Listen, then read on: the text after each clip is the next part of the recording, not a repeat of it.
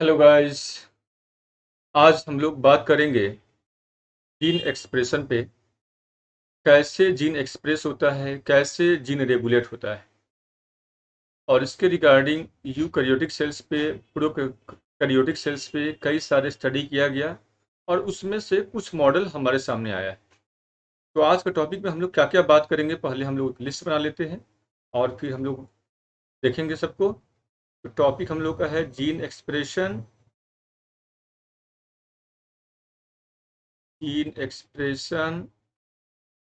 And it's regulation.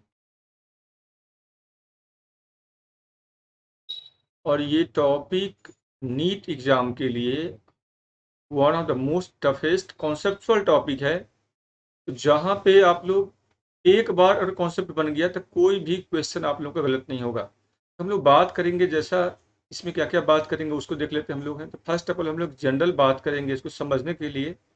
एक concept building का बात करेंगे, कॉन्सेप्ट कैसे हम लोग बात बनाएं, कॉन्सेप्ट बिल्डिंग पे थोड़ा सा हम लोग समझेंगे इसको। दूसरा हमारा होगा एकदम से इसका जो बेसिक जो इंग्रेडिएंट्स हैं उसको समझे, मतलब इंट्रो पार्ट को हम लोग समझेंगे इसमें। और फिर हम लोग यहाँ पे बात करेंगे मैकेनिज्म का। और लास्ट में हम लोग थोड़ा सा देखेंगे इसमें एप्लीकेशंस क्या हैं और किस तरह का क्वेश्चन आ सकता है नीट एग्जामिनेशन में। इतनी सारी बातों को हम लोग यहाँ पे जा रहे हैं करने के लिए। तो पहले हम लोग देखते हैं concept building. Concept building section में मैं सिंपल दो तीन बातें आप लोगों को बताऊंगा। थोड़ा सा आप लोगों को आराम से चीज़ों को समझना है।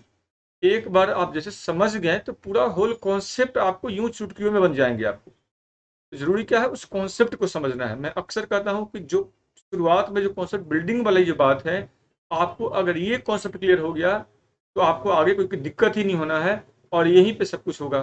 मैं एक सवाल पूछता हूँ आप लोगों से, ठीक है? पहला सवाल ये है कि खाना हम सब लोग खाते हैं, है ना? लेकिन कभी आपने कभी गौर किया है कि जो खाना खाते हैं इसलिए खाते हैं कि हमें एनर्जी मिले। फूड लेने का पर्पस क्या होता है? एनर्जी मिले। और इसके लिए क्या होता है? फूड का ब्रेकडाउन हो, कॉम्प्लेक्स का सिंपल में ब्रेकडाउन हो, और इस ब्रेकडाउन में एंजाइम इन्वॉल्व होता है। इस ब्रेकडाउन में फिजिकल जो हमारा जो ऑर्गन्स है ये भी इन्वॉल्व होता है। इसलिए डाइजेशन को हम लोग क्या बोलते हैं? बायो फिजियोकेमिकल प्रोसेस बोलते हैं। गौर से समझना, गौर से समझना इसको। डाइजेशन को बोलते हैं bio physio chemical process. Bio इसलिए चूंकि लिविंग बीइंग के बॉडी में हो रहा है। फिजियो इसलिए चूंकि फिजिकली हमारा ऑर्गन इन्वॉल्व होता है, और केमिकल इसलिए चूंकि उसमें एंजाइम इन्वॉल्व होता है। कभी आपने गौर किया है, जो एंजाइम जो इन्वॉल्व होता है वो एंजाइम जो निकलता है, उस एंजाइम को निकलने से पहले उसको उसका रेगुलेशन कौन करता है? उसका रेगुलेशन करता है जीन। ठीक है? उसका रेगुलेशन कौन करता है? तो जीन। इस बात को याद रखना। वो जीन, चाहे वो प्रोकैरियोट्स हो, चाहे वो कोई सिंगल सेल ऑर्गेनिज्म हो, चाहे मल्टी सेलुलर ऑर्गेनिज्म हो, सभी के सभी में हम सिर्फ सोचते कि हम तो खाना खा लिए। भाई खाना तो कई टाइप के खाते हो ना, तो अलग अलग खाने के लिए अलग अलग एंजाइम चाहिए, उसका अलग अलग प्रोपोर्शन चाहिए। ये सब कौन तय करता है? ये तय करता है जीन। वैसा ही बात हम लोग आज कई सारे छोटे छोटे बात करेंगे। सिंपल तीन चार पहले बेसिक आप कॉन्सेप्ट समझ लो, फिर हम टॉपिक पे आ रहे हैं। तीन चार बातें ये है, आप सबको पता है कि डीएनए है। डीएनए क्या है? डीएनए बेसिकली है, ये क्या है इसमें? डीएनए एक प्रकार का अमलगमेशन ऑफ जीन्स है। ये इस सारा का सारा जीन कहाँ पे होता है? डीएनए का इंटीग्रल पार्ट होता है। इसमें से कुछ एक्टिव होता है, कुछ इनएक्टिव होता है। जो एक्टिव जीन है यही क्या होता है? ट्रांसक्राइब होता है। इससे क्या बनता है? इससे बनता है आरएनए। अलग अलग तरह का आरएनए बन गया, मान लो ये अलग तरह का आरएनए बना। तो ये जो आरएनए है, चाहे वो आरएनए एमआरएनए हो, चाहे वो आरआरएनए हो, चाहे टीआरएनए हो, तो ये सारे डीएनए से क्या बन रहा है? यहाँ पे आरएनए बन रहा है। और आरएनए ये तीनों किसमें इन्वॉल्व होता है? ये क्या बनाता है? प्रोटीन बनाता है। ठीक है? ट्रांसलेशन के द्वारा ये क्या बनाएगा? ये बनाएगा प्रोटीन। मान लो ये प्रोटीन है, ये बना प्रोटीन। अब प्रोटीन क्या तय करता है? हमारे शरीर का स्ट्रक्चरल एंड फंक्शनल जो भी ऑर्गन्स हैं उसको बनाने का काम कौन करता है? प्रोटीन। इसलिए प्रोटीन को हम लोग क्या बोलते हैं? Building block factor of the body बोलते हैं। तो ये क्या तय करता है? ये तय करता है हमारे बॉडी का structural and functional, structural and functional component. ठीक है, ये तय करता है फंक्शनल कंपोनेंट, मतलब आपका जो बॉडी का स्ट्रक्चर बना हुआ है या उसका जो फंक्शनिंग है उसमें जो भी चीज़ें चाहिए, चाहे हार्मोन चाहिए चाहे वो एंजाइम चाहिए, सब के सब किसके द्वारा रेगुलेट हो रहा है? डीएनए के द्वारा। डीएनए के अंदर क्या है? जीन, मतलब जीन के द्वारा। One gene determines one character. एक जीन ऐसे ही एक लक्षण का निर्धारण करता है। One gene determines one character. This concept was given by first Beadle and Tatum. आज का टॉपिक हम लोग का कैसे ये जीन इस स्ट्रक्चरल या फंक्शनल कंपोनेंट को रेगुलेट करता है, कैसे ये जीन इस स्ट्रक्चरल या फंक्शनल कंपोनेंट में एक्सप्रेस होता है, कैसे ये जीन इस प्रोटीन को बनाने का काम करता है। ये प्रोटीन कुछ भी हो सकता है, ये प्रोटीन एंजाइम हो सकता है, प्रोटीन हार्मोन हो सकता है, प्रोटीन कुछ भी हो सकता है। हम लोग का आज का जो ऑब्जेक्टिव है वो है इस प्रोटीन का बनना, इसमें जीन का जो इन्वॉल्वमेंट है, इंगेजमेंट है, वो जो जीन स्तर पे, यहाँ पे जो जीन का जो अरेंजमेंट है, जीन स्तर पे वो एक्टिविटी कैसे होता है, कैसे रेगुलेट होता है, ये कोरिलेशन हम लोग को यहाँ पे समझना है। एक और बात ही समझते हैं हम लोग थोड़ा सा इसको। जैसे मैंने एक सवाल कहा आपको, आपके पास फूड रखा हुआ है, थाली में खाना रखा हुआ है, और इस थाली में खाना रखा हुआ है, लेकिन ये थाली अभी आपके आंखों के सामने नहीं, तो आपके पेट में चूहे कूदेगा नहीं। लेकिन जैसे ही आपके आंखों के सामने ये खाना अगर आ गया तो आपके पेट में क्या होगा? चूहे कूदना शुरू होगा। चूहे कूदना क्या होगा? शुरू हो जाएगा। क्यों ऐसा क्या होगा? क्योंकि ब्रेन से क्या गया? न्यूरोट्रांसमीटर। ये नर्व कहाँ गया? स्टमक में। और जब स्टमक में आया तो क्या हुआ? तो हमारा जो स्टमक है, आप लोग गौर से अगर देखो, गौर किए होंगे, तो स्टमक में आकर के स्टमक के वाल को एक्टिवेट करता है।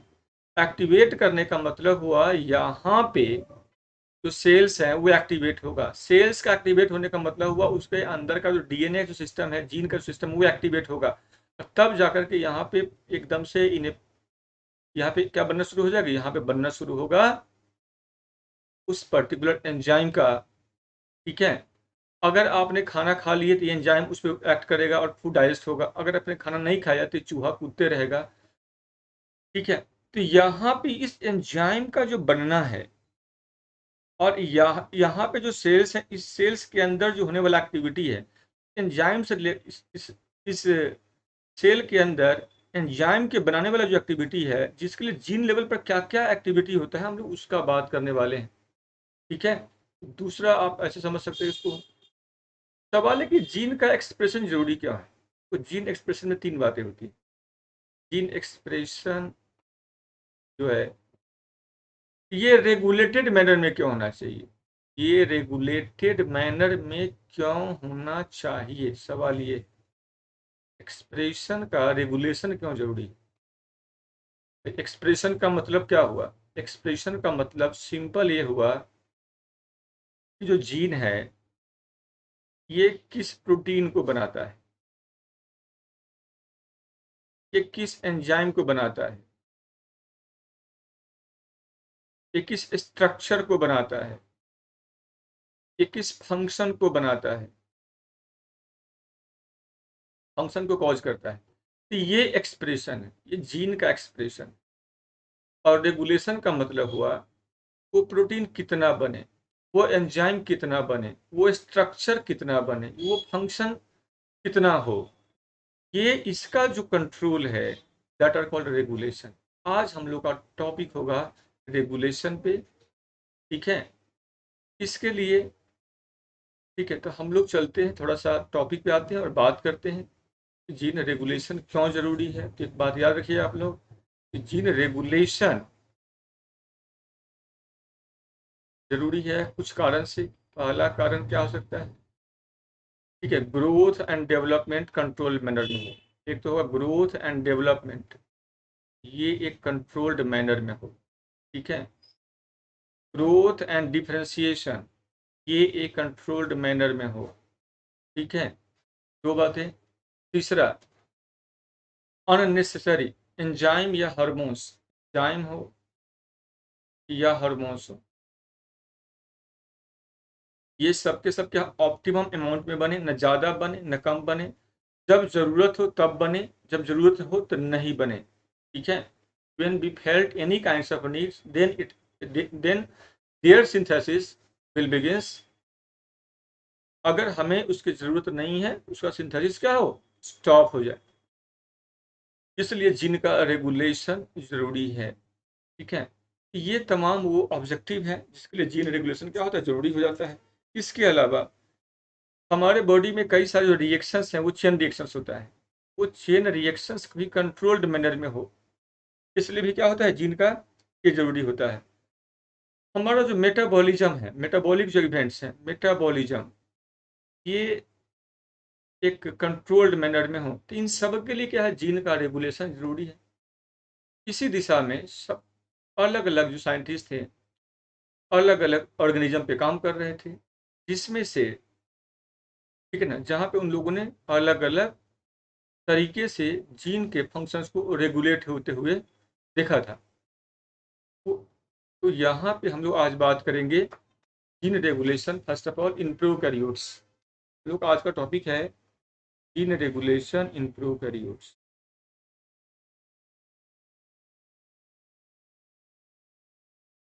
जीन रेगुलेशन इन प्रोकैरियोट्स,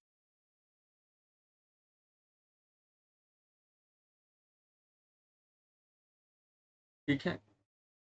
मतलब प्रोकैरियोटिक जो भी ऑर्गेनिज्म है, मान लो बैक्टीरिया है, इस बैक्टीरिया में जीन किस प्रकार से फंक्शन को कंट्रोल करने का काम करता है, किस प्रकार से डाइजेशन में मदद करता है, किस प्रकार से एनर्जी को ड्राइव करता है, उसी को हम बोलते हैं जीन रेगुलेशन इन प्रोकैरियोट। ठीक है, इसमें सबसे पहले दो फ्रेंच साइंटिस्ट थे,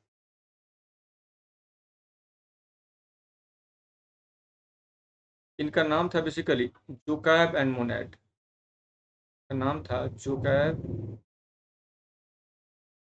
जैकोब एंड मोनाड, मोनोड। तो जैकोब थे बेसिकली, ये एक जेनेटिसिस्ट थे, ये एक जेनेटिसिस्ट थे, जबकि जो मोनोड हैं ये एक बायोकेमिस्ट है, ये एक बायोकेमिस्ट। ठीक है, इन लोगों ने ई कोलाई बैक्टीरिया को लेकर के, ई कोलाई जो बैक्टीरिया है प्रोकैरियोट है ये, ई कोलाई जो बैक्टीरिया है, इसमें मेटाबॉलिज्म कैसे होता है, ई कोलाई बैक्टीरिया में कैसे मेटाबॉलिज्म होता है या कैसे केटाबॉलिज्म होता है, कैसे फूड को वो डाइजेस्ट करता है, हाइड्रोलाइज करता है, ब्रेक डाउन करता है और एनर्जी को डिराइव करता है, इसको लेकर के इन लोगों ने एक मॉडल दिया और उसी मॉडल का नाम है ओपेरॉन मॉडल। इन दोनों ने एक मॉडल दिया, उस मॉडल का नाम क्या है, ओपेरॉन मॉडल। तो मॉडल किस पे था, on metabolism, metabolism of bacteria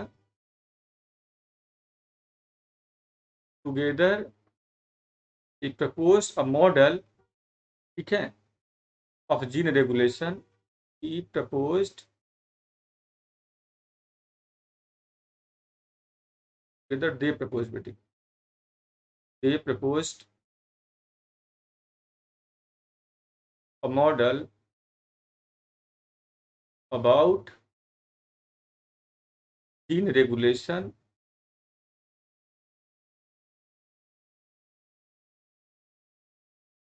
during bacterial metabolism, during bacterial metabolism।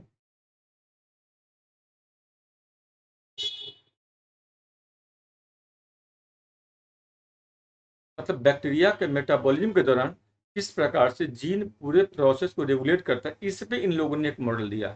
ठीक है, इसी मॉडल का नाम है ओपेरॉन मॉडल। का नाम क्या है, ओपेरॉन मॉडल, याद रखना आप लोग, या इसे हम लोग ओपेरॉन सिस्टम भी कहते हैं, ओपेरॉन सिस्टम के नाम से भी जानते हैं। ये क्वेश्चन अक्सर आता है, 4-5 बातें आप लोग क्लियर हो गया होगा अब तक। तो ओपेरॉन मॉडल क्या होता है, ये मॉडल बेसिकली जीन बैक्टीरिया में, बैक्टीरिया का जो मेटाबॉलिज्म है उसमें जीन का किस प्रकार से रोल है, और जीन कैसे पूरे मेटाबॉलिज्म को रेगुलेट करता है, कैसे डिटरमाइन करता है, कैसे कैरियर आउट करता है, उस उस ठीक है ना, उसी का नाम है ओपेरॉन मॉडल। ठीक है, तो ये 3-4 बातें किस पे दिया गया, तो ये कोलाई बैक्टीरिया को लेकर दिया गया। बैक्टीरिया के किस पे दिया गया, तो बैक्टीरिया का डाइजेशन पे दिया गया। डाइजेशन का मतलब वो मेटाबॉलिज्म पे दिया गया। किसने दिया, तो जो क्या मोनोड ने दिया। एक साथ दिया या अकेले दिया, तो दोनों एक साथ दिए। मोडा ये मोनोड कौन था, तो ये एक बायोकेमिस्ट था। जैकोब कौन था, एक जेनेटिसिस्ट था। मॉडल कब दिया गया, क्वेश्चन है कि मॉडल कब दिया गया, तो याद रखना ये मॉडल दिया था 1961 में। ठीक है, इतनी बातें हम लोग को पहले याद रखना है। अब हम लोग समझेंगे इसके बाद यहाँ पे ओपेरॉन क्या होता है। ओपेरॉन ये क्या होता है। ओपेरॉन मॉडल में जो ओपेरॉन वर्ड है ये किसके लिए यूज किया गया, अ सेट ऑफ जीन के लिए यूज किया गया है। अ सेट ऑफ जीन, इसके लिए ये वर्ड ओपेरॉन को यूज किया गया। जीनों का एक सेट है, एक समुच्चय है, उसके लिए यूज किया गया। या ऐसे कह सकते हैं coordinated group of gene on DNA. Coordinated group of gene on DNA, ये इसके लिए ये कहा गया। जीनों का क्या है, एक कोऑर्डिनेटेड ग्रुप है जिसमें जीन का एक स्पेसिफिक अरेंजमेंट में होता है। जैसे यहाँ पे हम लोग देखते हैं रेगुलेटर हो गया, ऑपरेटर प्रमोटर हो गया, ऑपरेटर हो गया और स्ट्रक्चरल हो गया। ये अलग अलग क्या है, जीन है। एक रेगुलेटर जीन है, एक प्रमोटर जीन हो गया, एक ऑपरेटर जीन है, एक स्ट्रक्चरल जीन है। ठीक है, तो ये अलग अलग रीजन है डीएनए का, जिस पे अलग अलग ये जीन सीक्वेंस है यहाँ पे। ठीक है, एक रीजन यहाँ से यहाँ तक रीजन क्या है, ये रेगुलेटर का है। ये किसका है, प्रमोटर का है। यहाँ से यहाँ तक ये किसका हो गया, ऑपरेटर का हो गया। और ये हिस्सा किसका हुआ, स्ट्रक्चरल जीन का हुआ। अब सवाल है, ये सारे जीन चूंकि जो वर्क करता है एक साथ करता है, कोऑर्डिनेटेड वे में करता है।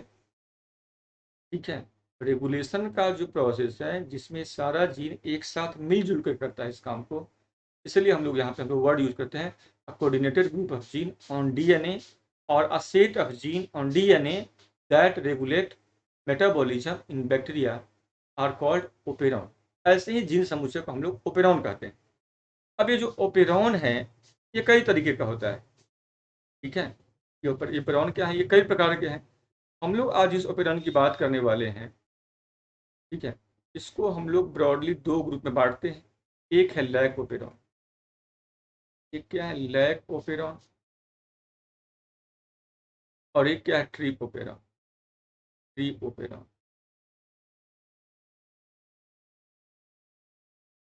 ये क्या है, लैक स्टैंड्स फॉर लैक्टोज और trip operon stands for tryptophan. लेकिन इस हम लोग आज इसमें से किसी एक ओपेरॉन पे इस क्लास में हम लोग बात करेंगे कि लैक ओपेरॉन क्या होता है या ट्रिप ओपेरॉन क्या होता है।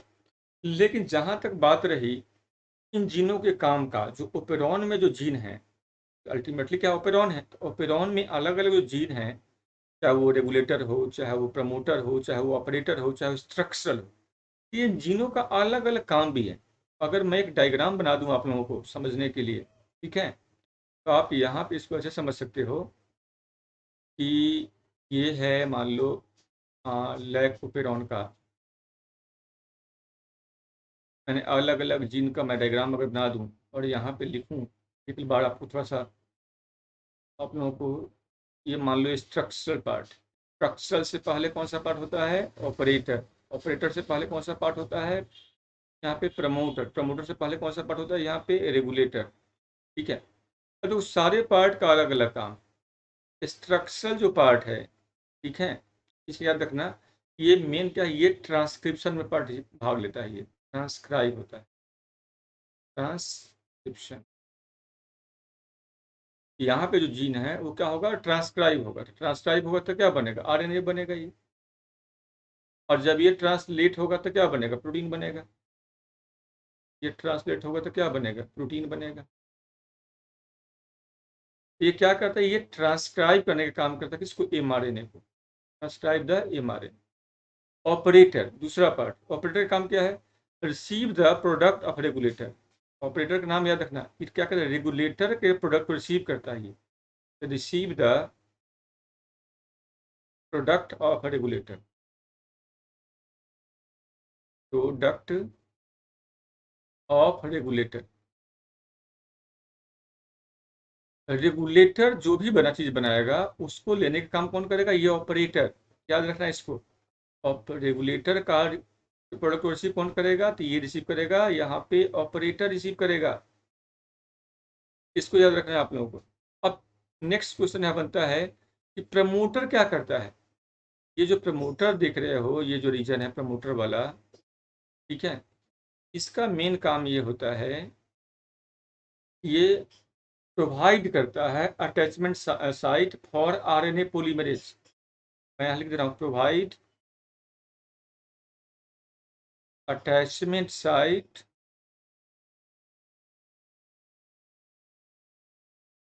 और आरएनए पॉलीमरेज।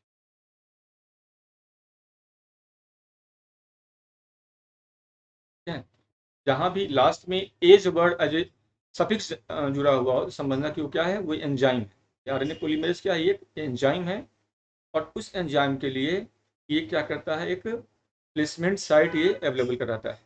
और अब लास्ट में बात आ गया रेगुलेटर, ये क्या करता है बेसिकली, ठीक है, तो ये चूंकि यहाँ पे कंट्रोल करता है किसके, ऑपरेटर की एक्टिविटी को, तो यहाँ पे मैं सिंपल लिख दे रहा हूँ आप लोगों के लिए, it control activity of operator,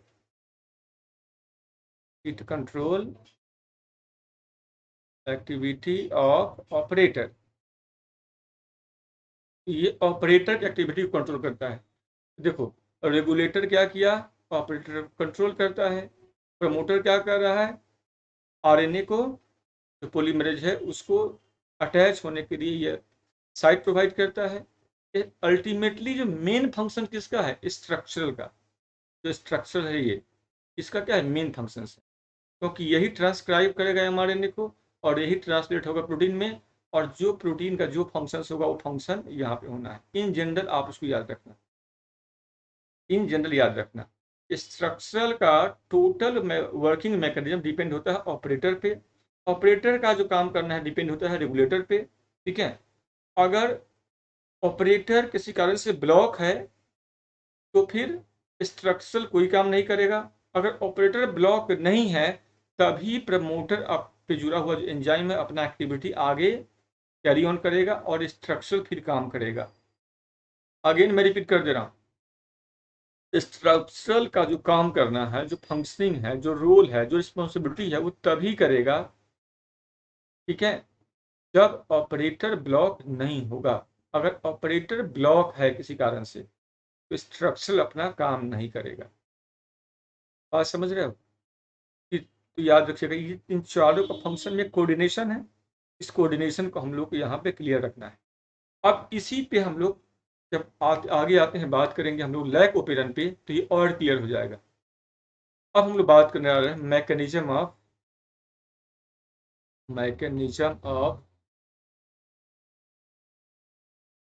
gene regulation in prokaryotes.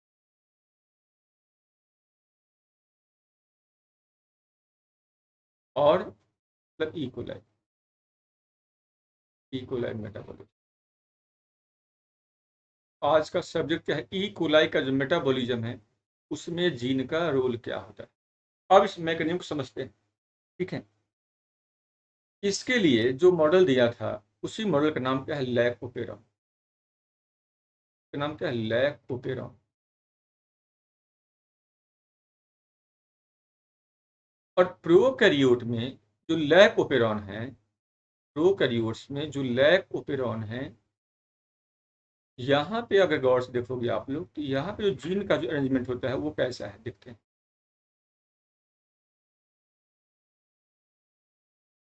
ठीक है। प्रोकैरियोट में का जो डीएनए है ये कैसा होता है, ये पॉलीसिस्ट्रोनिक होता है, ये पॉलीसिस्ट्रोनिक, याद रखना आप लोग।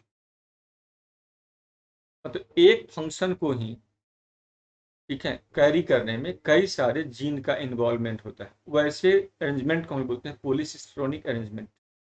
यहाँ पे भी ठीक है, जैसे मैंने पहले बताया था, सबसे पहला क्या है यहाँ पे है रेगुलेटर। रेगुलेटर के बाद कौन सा रीजन होगा, प्रमोटर का। प्रमोटर के बाद कौन सा रीजन होगा, ऑपरेटर का।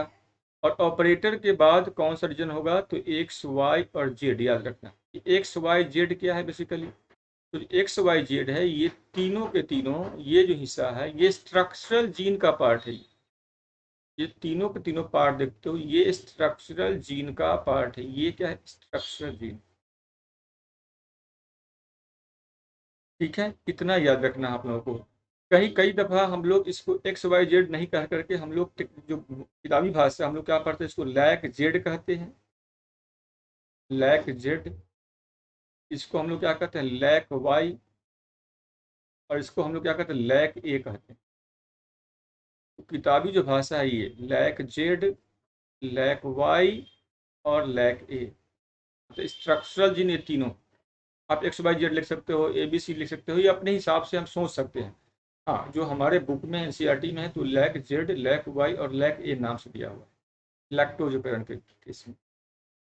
अब क्वेश्चन यहाँ पे है कि हम लोग इसी के काम की बात कर रहे हैं। अभी जरा समझो, दो स्थिति बनती है किसी भी सेल के लिए। एक स्थिति बनता है, मान लो इकोलाई का सेल्स है। इकोलाई का जो सेल्स है, इसके लिए दो स्थिति ये है। एक कि भाई इस जहाँ पे ये सेल्स हैं इसके सराउंडिंग में इनफ अमाउंट में क्या हो, ग्लूकोज का हो। सेल्स के सराउंडिंग में ग्लूकोज क्या हो, पर्याप्त मात्रा में हो। और लैक्टोज क्या हो, लेस देन ग्लूकोज हो, लैक्टोज कम मात्रा में। और एक स्थिति ये बनता है कि ग्लूकोज क्या हो, बहुत कम हो लैक्टोज के तुलना में, या ग्लूकोज समाप्त हो गया हो। तो ग्लूकोज समाप्त हो गया तो क्या प्रोकैरियोट का सेल इस लैक्टोज को यूज कर सकता है? और अगर ग्लूकोज है तो फिर इस लैक्टोज का यूज क्यों करें? तो जब ग्लूकोज ज़्यादा होता है तभी लैक्टोज का यूज नहीं करता है।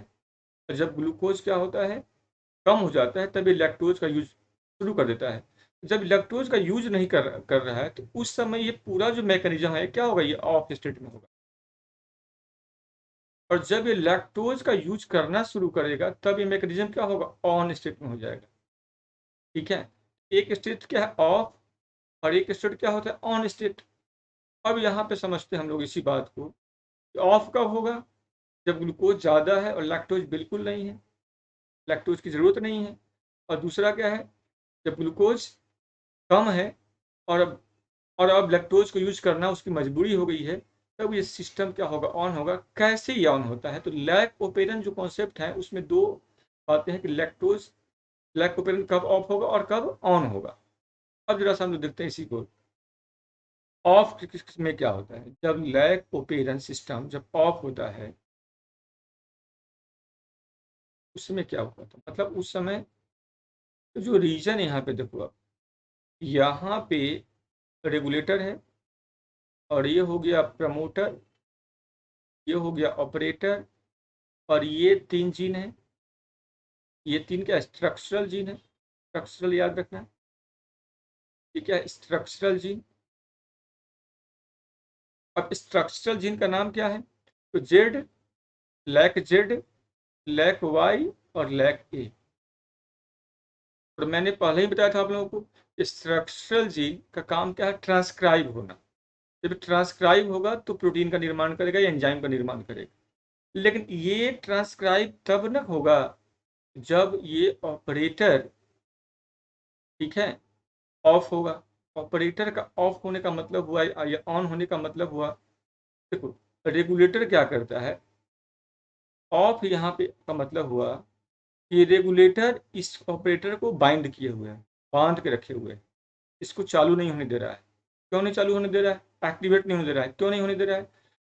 ठीक है, इसके लिए इसने ऐसा क्या किया हुआ है, क्योंकि बाहर में क्या है, बाहर में सेल के बाहर में क्या है, सेल के बाहर में लैक्टोज, ठीक है, लैक्टोज है सेल के बाहर में, यहाँ पे नहीं है। ठीक है, और सेल इस टाइम में ग्लूकोज का यूज कर रहा है। लैक्टोज सेल के बाहर का जब लैक्टोज नहीं होगा, सेल के बाहर जब लैक्टोज नहीं है तो उस समय ये ऑफ रहता है। और ऑफ रखने के लिए क्या किए हुए है, ये जो रिप्रेसर जीन है ये एक रिप्रेसर प्रोटीन को बनाने का काम करता है। रिप्रेसर जीन क्या होता है, ये ट्रांसक्राइब होगा, ट्रांसक्राइब होगा, ट्रांसक्राइब होकर क्या होगा, ये ट्रांसलेट होगा, और ट्रांसलेट होकर जिस प्रोटीन का निर्माण करता है उसका नाम क्या है, रिप्रेसर प्रोटीन। ये आर प्रोटीन है, ये रिप्रेसर प्रोटीन। और ये प्रोटीन जा करके यहाँ से ये ऑपरेटर पे जा करके बंधा हुआ है। तो जो ऑपरेटर है वास्तव में वो इस रिप्रेसर प्रोटीन के कारण ही बंधा हुआ है, ये प्रोटीन का नहीं बंधा हुआ है। नतीजा क्या है कि जो स्ट्रक्चरल जीन है ये कोई भी काम मतलब ट्रांसक्राइब नहीं हो पा रहा है, ट्रांसक्राइब नहीं हो पा रहा है। ठीक है, क्यों ऐसा हो रहा है, क्योंकि बाहर में क्या है, लैक्टोज नहीं, ठीक है, नहीं है, या सेल के अंदर क्या है, लैक्टोज मतलब नहीं है। दूसरा स्थिति बनता है कि ये ऑन कब होगा, ऑन होने के लिए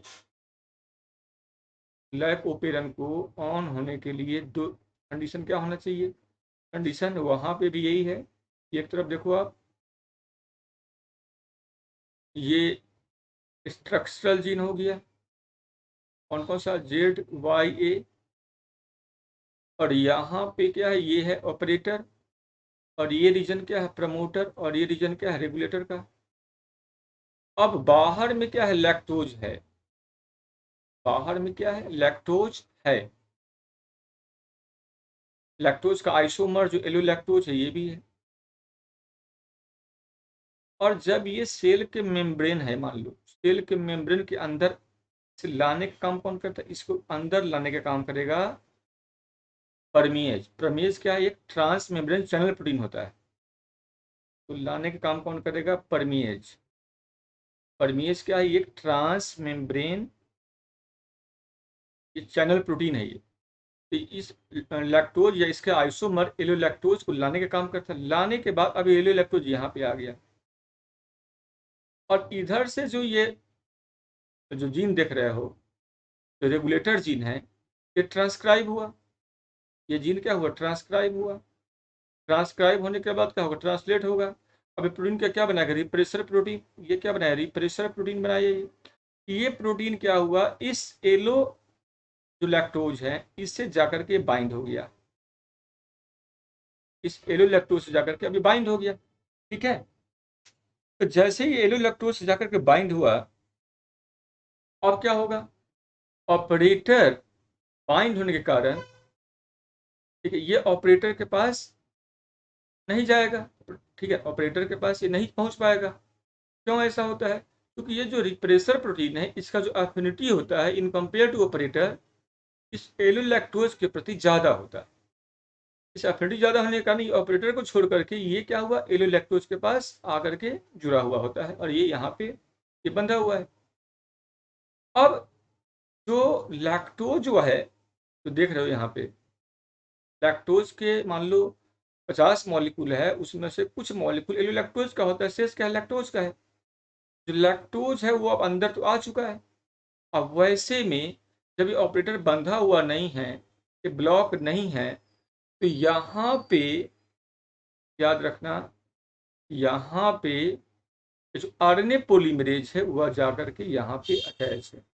आरएनए पॉलीमरेज जो एंजाइम है, ये एंजाइम जो प्रमोटर पे अटैच है, ये अब क्या होगा, आगे स्लाइड ओवर होगा। ये आगे क्या होगा, स्लाइड ओवर ये होना शुरू होगा। नतीजा क्या होगा, जब ये आगे स्लाइड ओवर होगा तो ट्रांसक्रिप्शन का जो प्रोसेस है वो प्रोसेस यहाँ पे शुरू हो जाएगा। ट्रांसक्रिप्शन क्या होगा, शुरू होगा, और जिसके परिणाम स्वरूप क्या होगा, ये ये ट्रांसलेशन में ये पार्टिसिपेट करेगा। और ट्रांसलेशन के परिणाम स्वरूप क्या होगा कि एक चूंकि अलग अलग जीन है, जो ZYA है, ये अलग अलग जीन है। तो जहाँ पे जो जेड जीन देख रहे हो, ठीक है, जो जेड जीन है, ये जीन,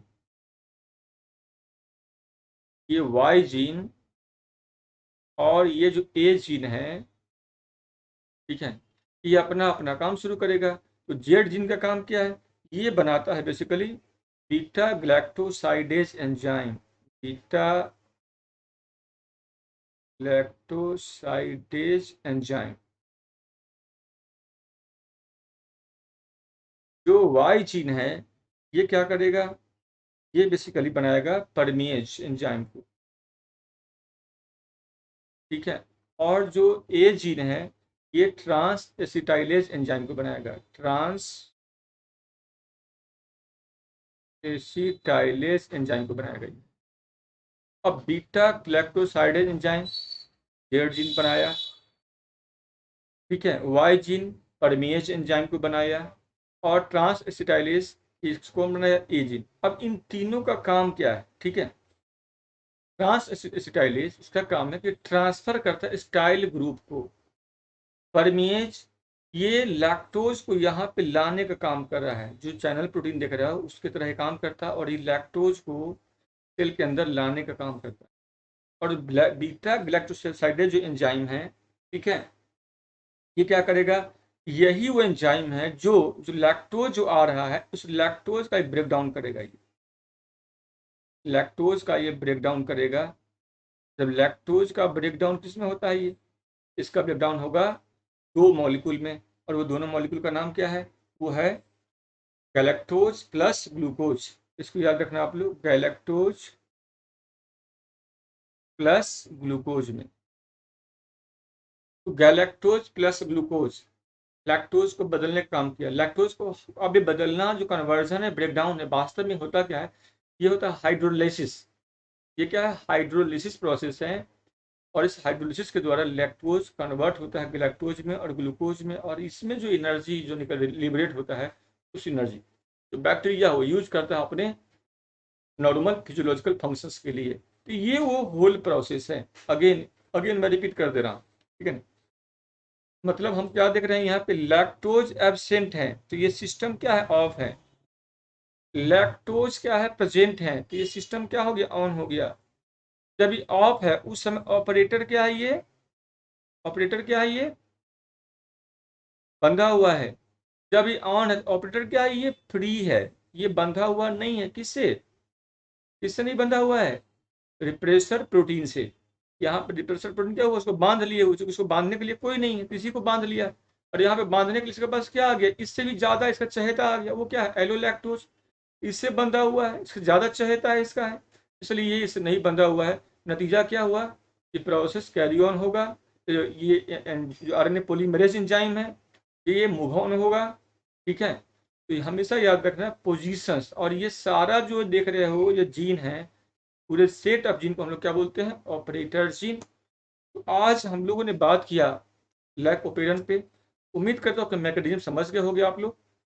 और इससे जुड़ा हुआ सवाल क्या बनता है? तो सवाल बहुत सारा बन सकता है आप लोगों को। नंबर एक, व्हाट इज ओपेरन? क्या कहोगे? A set of gene, a coordinated set of gene, और a set of gene is called operon. Gene जो ओपेरॉन में है क्या एक साथ वर्क करता है? Yes, it work together. One two, lactose को गैलेक्टोज और ग्लूकोज में बदलने का प्रोसेस क्या कहलाता है? तो हाइड्रोलिसिस या कन्वर्जन। एंजाइम कौन सा इन्वॉल्व है? तो बीटा ग्लाइकोसाइडेज। लैक्टोज को सेल के अंदर लाने का कौन करता है? तो परमेज एंजाइम। ट्रांसस्टाइलेज का काम क्या है? तो स्टाइल ग्रुप को ट्रांसफर करने का, ठीक है। जो स्ट्रक्चरल जो जीन है, ये तो तीनों दिख रहे हो स्ट्रक्चरल जीन, ये स्ट्रक्चरल जीन कब एक्टिवेट होगा? जब ऑपरेटर क्या होगा? फ्री होगा। कब इनएक्टिव होगा? जब ऑपरेटर क्या होगा? बाइंडेड होगा। ऑपरेटर को ब्लॉक कौन करने का काम, उसको बाइंड करने का काम कौन करता है? Repressor protein. ये क्या करता है? रेगुलेट करता है होल प्रोसेस को। प्रमोटर क्या करता है? तो ये आरएनए पॉलीमरेज को अटैचमेंट प्रोवाइड साइट प्रोवाइड करता है ये, ठीक है। तो ये जो पूरा जो मॉडल है इसको दिया किसने था? तो जैकोब और मोनार्ड ने दिया था। कब दिया था? तो मैंने डेट बता दिया है। और ये किसका मेटाबॉलिज्म की बात हम लोग कर रहे हैं? तो हम लोग बात कर रहे हैं बैक्टीरिया के मेटाबॉलिज्म की बात कर रहे हैं। क्या ऐसा मेटाबॉलिज्म हायर ऑर्गेनिज्म में? सभी ऑर्गेनिज्म में है, सभी प्रोसेस में है। जीन रेगुलेशन का फिर एडवांटेज क्या है, इसका रोल क्या है, और यहाँ पे जुड़ा हुआ तमाम क्वेश्चन आप लोगों से पूछा जाता है, ठीक है। तो ये मेटाबॉलिज्म जो है पूरे सेल का, उसको ये कंट्रोल करने का काम करता है। ग्रोथ और डिफरेंशिएशन में हेल्प करता है ये, उसको कंट्रोल करने का काम करता है। ठीक है, ये इकोनॉमिकल भी हमारे सिस्टम को बनाता है, क्योंकि जितना एंजाइम, जितना हार्मोन्स, जितना प्रोटीन की जरूरत है, उतना ही एंजाइम, उतना ही प्रोटीन, उतना ही हार्मोन को बनाएगा। जब जरूरत है तब बनाएगा ये। ठीक है, और हमारे बॉडी में कई सारे चेन रिएक्शन होता है, उन रिएक्शंस को ये रेगुलेट करने का काम करता है, कंट्रोल करने का काम करता है। ठीक है, और सिस्टम का स्विच ऑन स्विच ऑफ होना दो बातों पर डिपेंड है। वन है लैक्टोज का प्रेजेंस और लैक्टोज का एब्सेंस। लैक्टोज है तो सिस्टम ऑन होगा, लैक्टोज नहीं है तो सिस्टम ऑफ होगा। और ऑफ स्टेट में क्या होगा, ये पहले वाला स्टेट होगा जहाँ पे ऑफ है, और ऑन स्टेट में क्या होगा, सेकंड वाला स्टेट है जहाँ पे ऑन होगा। चलिए इसी के साथ थैंक यू सारे बच्चों को। आज का क्लास हम लोग यहीं पे तो क्लोज करते हैं। बाय।